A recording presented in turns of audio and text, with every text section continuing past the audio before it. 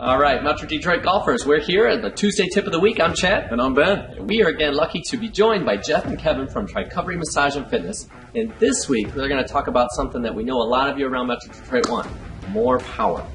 So, a lot of different ways to create power, yeah?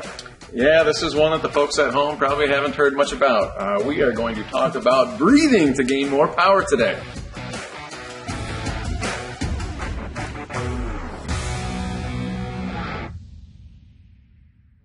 Jeff and Kevin, take it away. How are you going to do this? Thank you, gentlemen. So, breathing. It's probably one of those things that everybody just seems to do automatically, right? If we're lucky, yes. And so... Here we are. Okay, take a breath. Breathe. So, with breathing and the golf swing, it's amazing how much power can be released if you have the right breathing that suits you. Statistically, you see the tennis players, Serena Williams, Venus Williams, when they do swing and they hit, to hear the ah, and you see them make the noise with that big explosive movement. Sprinters, they exhale right when the gun goes off to push off the blocks. You know, you see with a lot of the javelin throwers, shot putters, discus in the field events for track and field. And so golf is no different, where if you take the backswing and then exhale, you know, with the swing, it's amazing how much power can come through, but also how much more range of motion there is with that. And with golf, it's the more range of motion you have, the more opportunity for more power, right?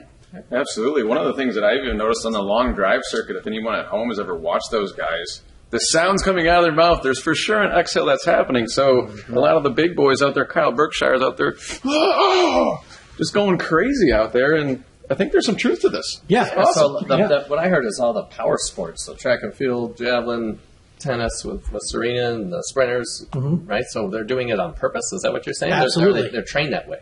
They're trained that way because once you exhale and create the movement there's a muscle called a diaphragm that kind of separates your internal organs from your lungs and your heart. And it's kind of like an umbrella underneath your rib cage here. And once you engage that diaphragm and get that moving properly, it's amazing how much rotation can come through the whole thoracic spine and the trunk of the body. And that's what can help create that separation between the shoulders and the hips, you know, when you're trying to move. And that separation is pretty key for a golf swing. Yeah.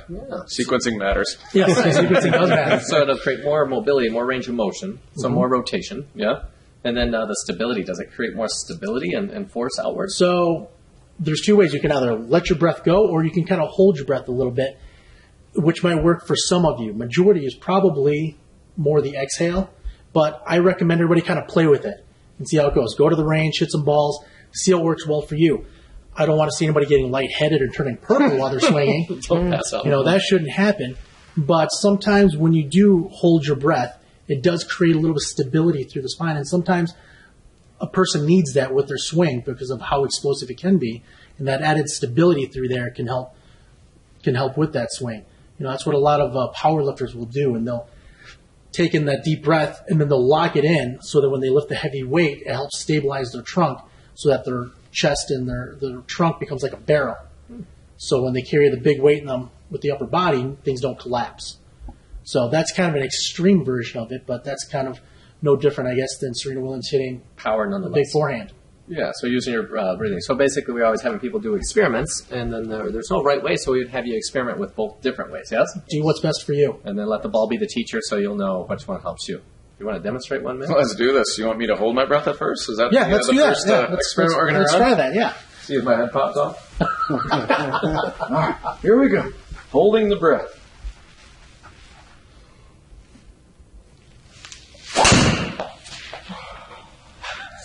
Right down the middle. All right, so I know you can drive it farther than, that was like 245 in the air.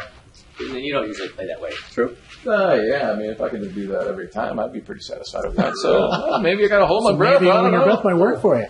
What would it look like to go the opposite way? So where you talked about with Serena, like letting that swing go. it back and nice, easy breath. Don't try to push it out. Just let it come out. Not the, correct. You know I'm sorry, I didn't get that. Can you do it again?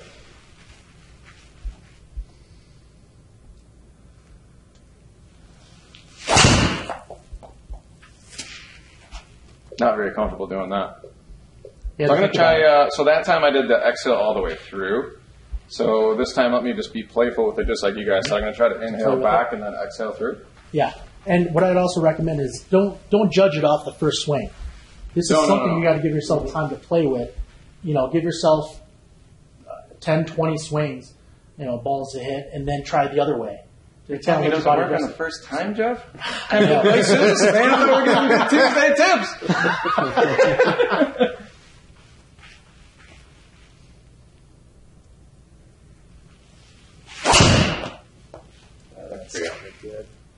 Okay. All right. So one quick thing before we go is how can you use breathing to get your adrenaline up, which could help power? Or for some folks that get too excited and need to quiet down and calm down, how could you use breathing to quiet that down? Well, to kind of get excited, you just kind of go a little more aggressive with it, yeah. Kind of get the heart rate going a little bit, move around a little bit. Yeah. That's probably the best way to get your nervous system to amp up a little bit. Jump around a little bit, kind of shake it all out, get your breathing, pick it up a little bit, kind of get your heart rate up, get that blood flowing. Now, if the opposite, and you're kind of anxious and you need to calm down, slow it down a little bit. Take some slow, deep breaths. Breathe in, count to 4 or 5, and then exhale, count to 4 or 5. And just kind of let that breathing happen. Feel it breathe into your belly, breathe into your chest. Feel the separation between the two as they kind of take that the breath in. Nice. So playing around with your breathing during the swing, some people hold their breath, that could be helpful. Some people breathe out, that could be helpful. And then regulating your heart or your heart rate through breathing, slowing it down or speeding it up. Cool. All right. Use breathing here when you're training this off season to see if it can help you get more power. We hope this helps you. We thank you guys for joining us here at GLA. So thank you for that. Yeah. Play more golf. We look forward to seeing you next time. Thanks.